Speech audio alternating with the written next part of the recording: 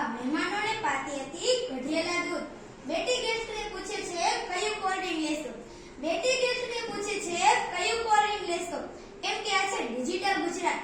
બા પીરસતી હતી કંસાર લાપસી ઉપર ઘીની ધાર। બા પીરસતી હતી કંસાર લાપસી ઉપર ઘીની ધાર। બેટી કરે છે સ્વિગી ને ઝોમેટો। બેટી કરે છે સ્વિગી ને ઝોમેટો કેમ કે આ છે ડિજિટલ ગુજરાત। બા ભૈલાને સુવડાવતી હતી હાલરડા ગાયને।